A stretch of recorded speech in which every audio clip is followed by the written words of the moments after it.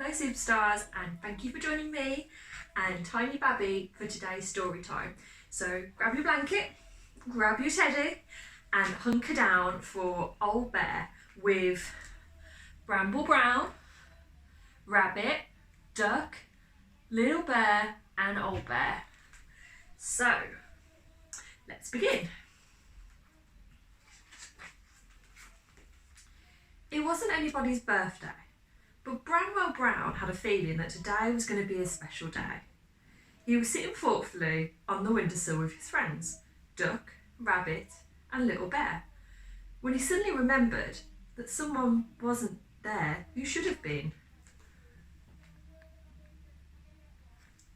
So, a very long time ago, he had seen his good friend Old Bear being packed away in a box. Then he was taken up a ladder, through a trapdoor and into the attic. The children were being too rough with him, and he needed somewhere safe to go for a while. Up into the attic, into a box. Has he been forgotten, do you think? Bramble asked his friends. Well, I think he might have been, said Rabbit. Well, said Little Bear, isn't it time he came back down with us? The children are older now, and we'll look after him properly. Let's go and get him. What a marvellous idea, said Branwell.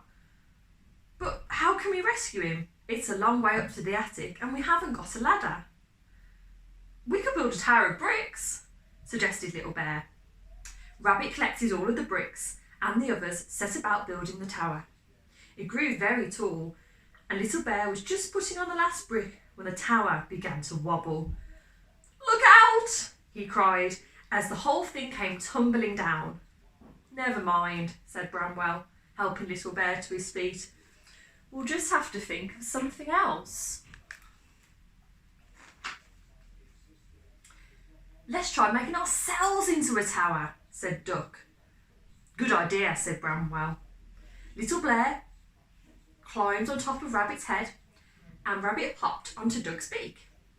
They stretched up as far as they could, but then Duck opened his beak to say something. Rabbit wobbled, and they all collapsed on top of Branwell. Sorry, said Duck. Perhaps that wasn't a very good idea. Not one of your best, replied Branwell, from underneath the heap, being squished.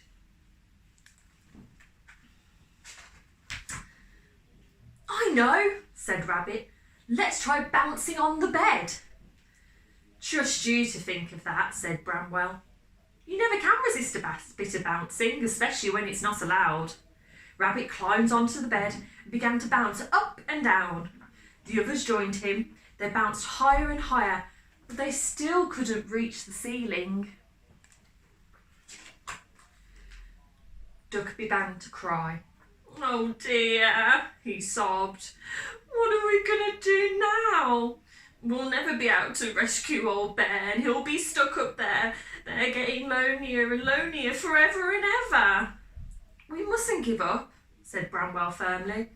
Come on, Little Bear, you've got any good ideas.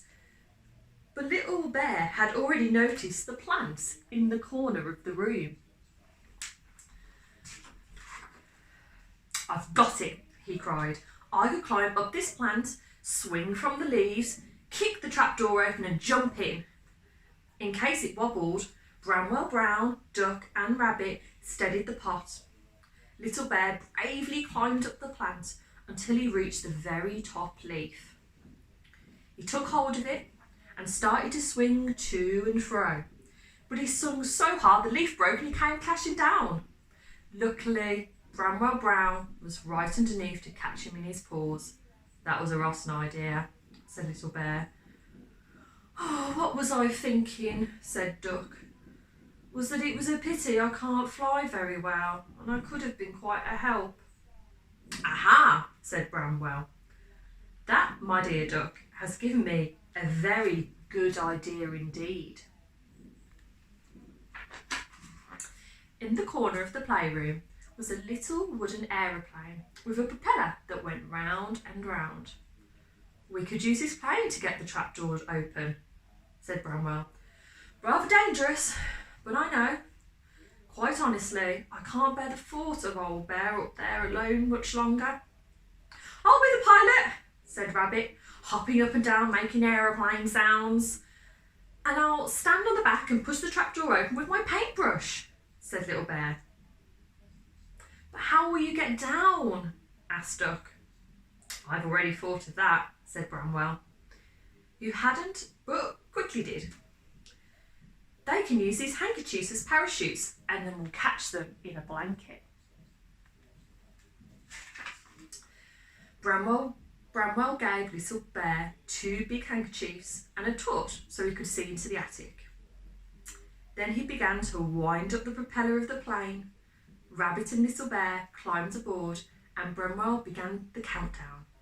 5, 4, 3, 2, 1, 0, and they were off. The plane whizzed around the carpet and flew up into the air higher and higher. The little plane flew beautifully, and the first time they passed the trap door, Little Bear was able to push the lid open with his paintbrush. Then Rabbit circled the plane again, this time very close to the attic door hole. Little Bear grabbed the edge and with a mighty heave pulled himself inside. He got out his torch and looked around. The attic was very dark and quiet, full of boxes, old clothes and dust. He couldn't see old Bear at all. Any bears in here? He whispered and stood still to listen. From somewhere quite near, he heard a muffled sound. Did somebody say something? Little Bear moved a few things aside, and there, propped up against a cardboard box and covered in dust, was Old Bear. You see Old Bear just in the attic there.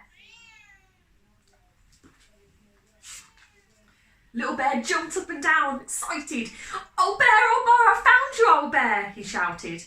So you have, said Old Bear. Have you been lonely? Asked Little Bear. Quite lonely, said Old Bear.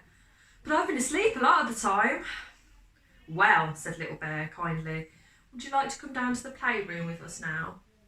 That would be lovely, replied Old Bear. But how will we get down? Don't worry about that, said Little Bear. Bramwell has thought of everything. He's given us handkerchiefs as parachutes. Good old Bramwell, said the old Teddy. I'm glad he didn't forget me.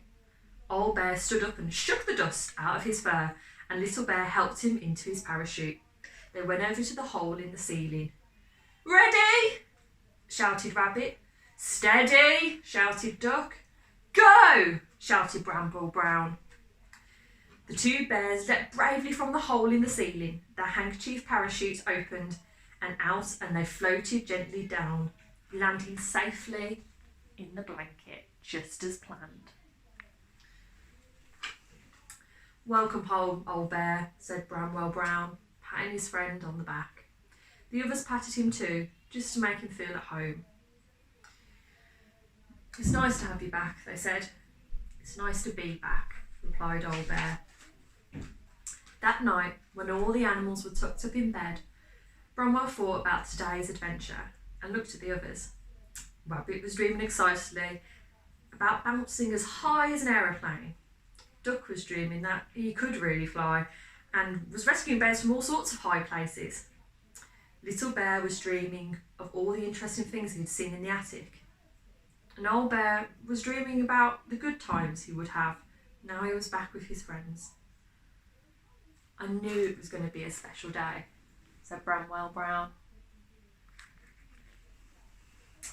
So until next time, bye-bye, superstars.